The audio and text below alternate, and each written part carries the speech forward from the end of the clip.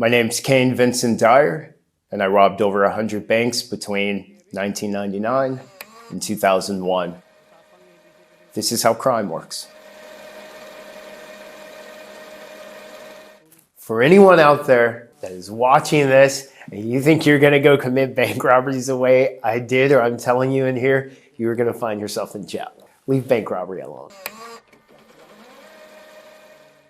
So one of the things that I would do initially when I walk into a bank is walk in and go straight to the merchant teller, because I always knew that the merchant teller would more than likely have the most amount of currency. We've watched so many movies where people are like, hey, put your hands in the air. I think people naturally go to do that when they hear, hey, this is a robbery. The reasoning for me asking them to put their hands down or telling them to put their hands down is because you didn't want someone walking past the bank and seeing someone standing in a bank with their hands up or laying on the floor. So it was always just put your head down, keep looking forward. That way, if someone did walk into the bank, they wouldn't even really realize what was going on until they were already in it. And what that would kind of do is it would let me read the temperature of the room. It would let me see if the people were either very compliant or very slow to move, or if they seemed nervous and scared, then I would kind of tailor how I would express myself after that, trying to be more calming. And, unfortunately, if things were moving kind of slower, I would probably be a little bit more aggressive to the overall crowd. Checking the temperature, doing that one teller, I knew that one merchant teller, I knew if I decided not to go in the vault, that I would still have a reasonable, outcome for the payday. That merchant teller, along with the manager, is the person I would have walk me into a vault.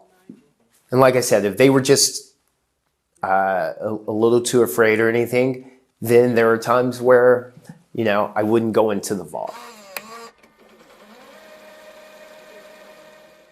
Typically, I picked banks that were close to merchants.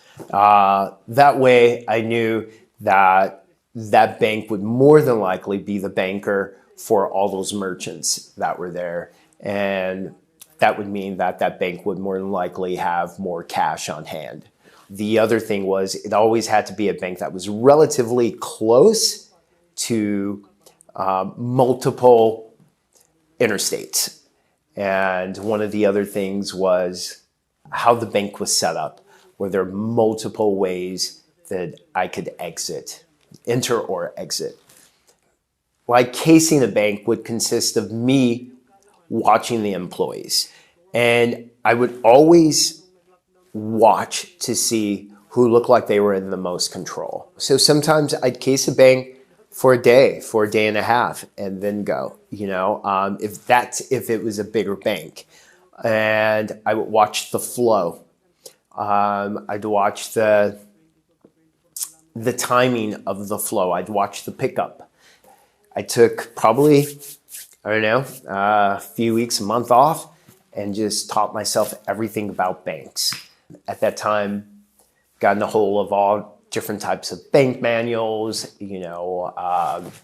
employee manuals, employee guides, everything, safes, lock safes, time vaults.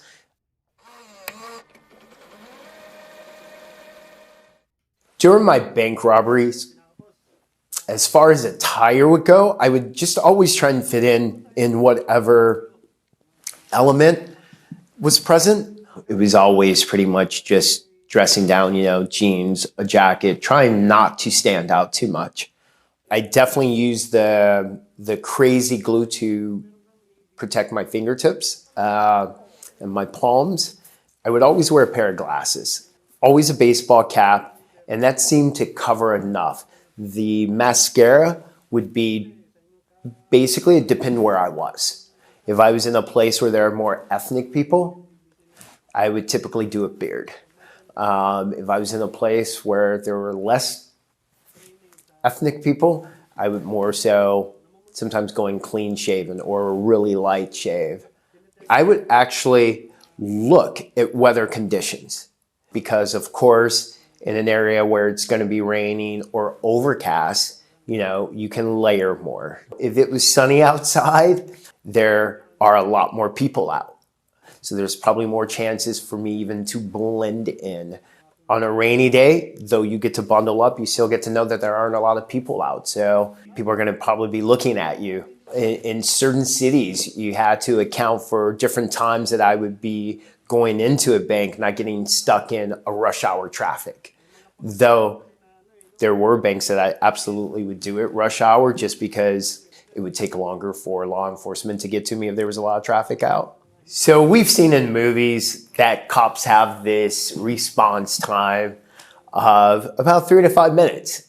And that's pretty accurate. That is not just Hollywood. So I would park across the street or in some direction where I wasn't alone, standing out by myself. My car wasn't the only one. And I always used a car that would fit in. Something that was really typical. That you would just see a lot of. What I would always try and do is make sure that wherever I was parked, that it would not be in view of anyone that would be standing in a bank or immediately outside of a bank. So I always gave myself enough space to get away and then kind of disappear. So when exiting a bank, once I felt I was out of sight, I would turn a corner or something. Then I would trot a little bit further once I wasn't in front of a bank trotting. As soon as I'm in my car and my mascara is off, I turn on my radio, roll down my windows, take off my hat, and I'm singing. I've got music on. Cops pass me. I'm looking at them. They're looking at me because what they're actually looking for is the guy that's not looking at them. Listen, when a bunch of cops roll past you, or even fire trucks, what do? We all look. So the one guy they're looking for is the guy who won't look at them. As they're driving to it, they're looking to see if anybody's trying to ignore them personally, typically. How I would end up checking for die packs was different depending on what type of money I took. If it was just the merchant teller, then of course that money is loose. Even though it's in stacks, it's still loose. So what I would do is once I got all my mascara and things off and I was set and ready to drive, I would literally put a bag of money next to me and go through it and then throw that money kind of like on the floor. I would get back to my stakeout and I would go through all the money, taking my clothes, making sure they were burned, putting my fingers in solution so I could get the crazy glue off. I would hide the money in several different places, but to be a little bit more specific, there was this one place that I had opened up the floor of it. I don't know, at one point there had to just millions of dollars in this floor. There were a couple of times I actually put money in like a bank vault, like a safety deposit box. Wouldn't that have been ironic had there been a bank robbery and it gotten stolen, huh? The way I ended up getting into bank robbery, a very, very close person to me, a relative, a sibling, had gotten involved with a criminal organization. There was just no way he was going to get around this debt. It would have been a matter of life or death. Had this debt not been paid, taken care of, the person would have lost their life. Those first set of banks that paid off that debt, those 6, though, were a lot less preparation and more desperation. Initially, I felt bank robbery was this victimless crime. I thought it would just be a better crime to commit. I felt like I was taking from an institution versus a person, which I wouldn't have done. My first bank, I was literally just looking for any bank. I was going down the freeway and actually had to use the restroom. So I pulled off the freeway. It was at this Calabasas exit. I pulled in there to go to the restroom. I ended up parking, and right in front of me were two banks. There was a Chase and there was a Wells Fargo. And I sat there for a time period trying to determine which one I should go in, just watching the flow of people. I had this baseball cap and stuff, and I kind of pumped myself up, had this firearm with me, and I'm heading towards the bank. And as I get towards the bank, two things happen. One, there was this lady who was at the bank that seemed pregnant to me.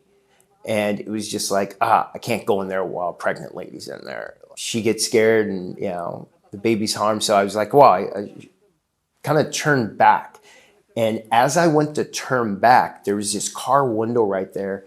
And I look in the car window and I notice, oh my God, I can totally see myself. Like I can make myself out. So I went to this store that was miles down the road.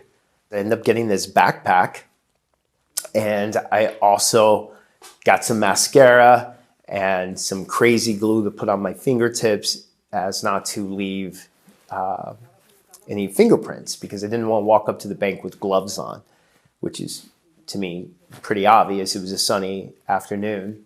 There was that cord while I was at this store that just kind of struck me like, what if someone tries to stop me? It made me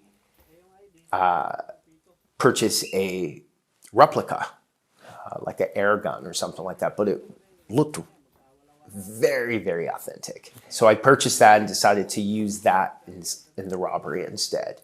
Realizing that I probably needed a bigger bag, so I ended up grabbing this backpack. I realized that the backpack had these double zippers that I could partially open that would make it like a perfect sack that would be able to put things in, still have another hand free. Hence the name Kangaroo Bandit.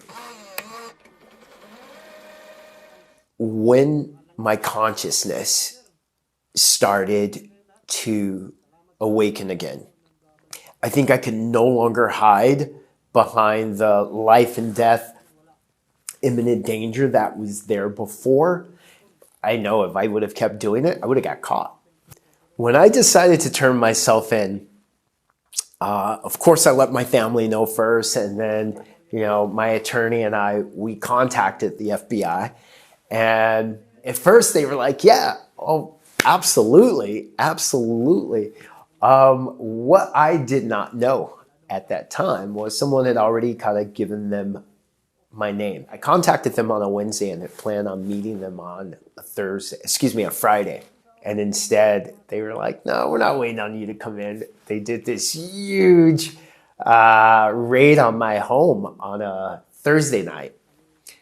But the only way they were able to take me in is if they found something on that search warrant, which they weren't able to find. Before he left, though, he and I had this conversation, he being the FBI agent. So I told him, I'm going to take some time to go spend with my family. And then when I'm ready, I'm going to turn myself in. And I was letting him know, don't worry, I'm not going to run. I'm not going to bolt, man. I'm going to keep my word. I told you I'd keep my word and turn myself in. And I ended up doing that. So when he saw me and I saw him after I had greeted my family, I actually walked up to him and we kind of embraced. We actually hugged each other. I surrendered. It was like, okay, now I begin my life.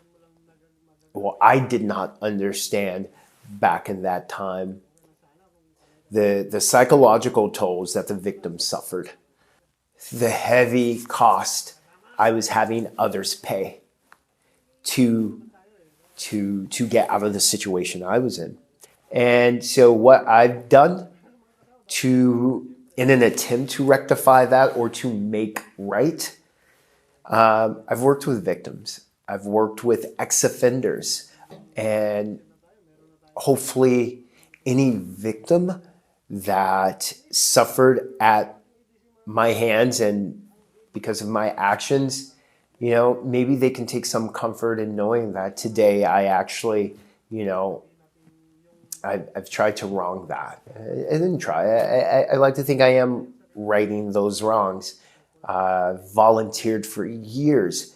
For almost 4 years straight, I volunteered 4 days a week, 4 hours a day to help people get their lives back, whether it's an inmate or a former inmate or a victim, or other people that are moving through lives that don't have criminal aspects but just get stuck in life.